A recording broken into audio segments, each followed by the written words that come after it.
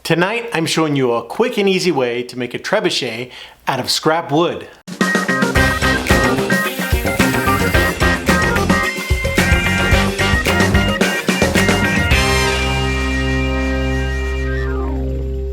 My kids and I made this trebuchet from scrap wood that we had lying around in a lumber pile in the backyard. I think it was from an old deck that was torn down. This cost me nothing to build. The 3/4 inch steel pipe and weights were given to me by my neighbors. I had some paracord lying around from other projects, and who doesn't have a few rolls of duct tape lying around somewhere? This trebuchet is also a project totally doable for a beginning woodworker. You can build this with basic woodworking tools and maybe an angle grinder with a cutoff wheel. The base of the trebuchet is a basic T-shaped structure with diagonal supports on either side to strengthen it. Cut the 2x4s to length and assemble them in 2 halves.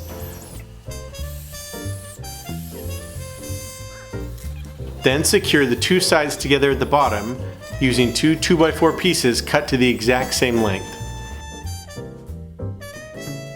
For the lever arm, the ratio I used was 3:1. 3 feet on the long end and 1 foot on the short end. This is not an exact science, but you could optimize this ratio if you wanted. I used a website called virtualtrebuchet.com to try to get an idea of what lengths and dimensions would work.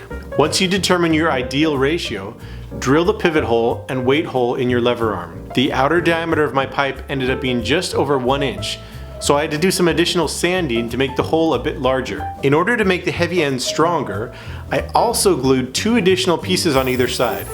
This adds some weight and helps strengthen the wood since it's pretty old and weathered.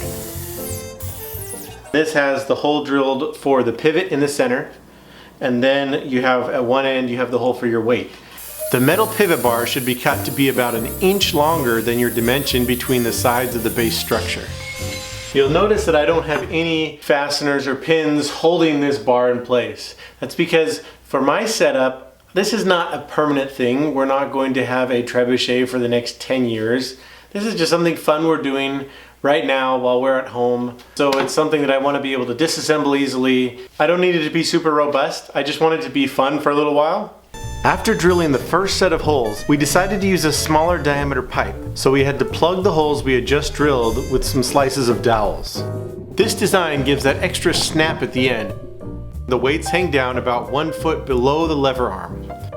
I also have 2 other lengths of 3/4 inch pipe that I have cut and sanded at the ends. So we're going to put one right through here, and then we put a 2x4 with a hole at either end on one side. Put my bar on the bottom. We then add the weights. So I have a 7.5. I've got a 10-pound and another 10-pound and another 7.5 for a grand total of 35 pounds. Then we put the other 2x4 on it. Just like the other parts up above, this is a loose hole. There are no pins or washers or screws to lock these in place. It's just wide enough sitting inside this 2x4 that the bar isn't going to slide out. If it does start moving after we fire it a few times, then we just pound it back in or slide these 2x4s back in. Another piece of the trebuchet that I added was this piece of plywood along the bottom. This is just a cheap 1/4 inch plywood piece that I cut to this size because this is where your sling is going to be dragging. So I wanted a nice smooth surface so that as the trebuchet is launching, it's going to pull the rock or the projectile or whatever it is. It's going to pull it across this smooth surface and it won't get caught on anything.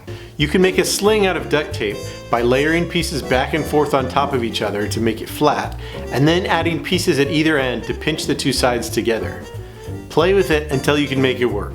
If your sling is dropping the rock before it leaves the ground or not releasing it, it probably needs a modification. Just get out the duct tape and go to work. I'm going to show you how we set the trebuchet in order to launch it.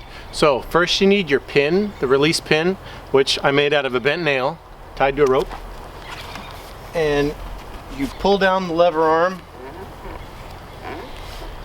And we've got our release loop here that you stick through the eye hook and then put your nail right inside there. And the nail's long enough that it holds this from releasing, and it's a great, easy, cheap release for it.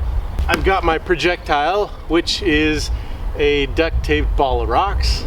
It's a bunch of gravel from my yard, and I wrapped it up in some white duct tape. The sling is also made out of duct tape.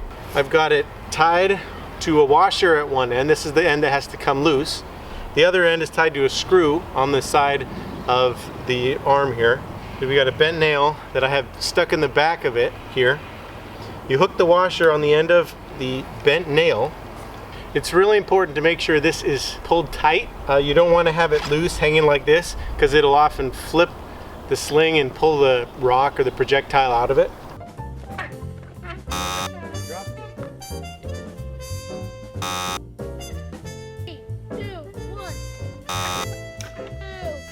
We took ours out for a few test runs, made some modifications, and before long we were throwing our bag of rocks 80 to 90 feet.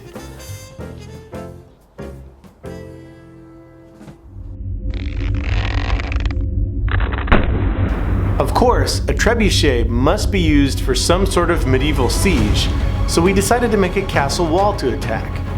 I got some insulation foam and we cut it to look like a castle wall. We then painted it to look a bit more convincing and set it up in our target zone, which was about 85 feet away.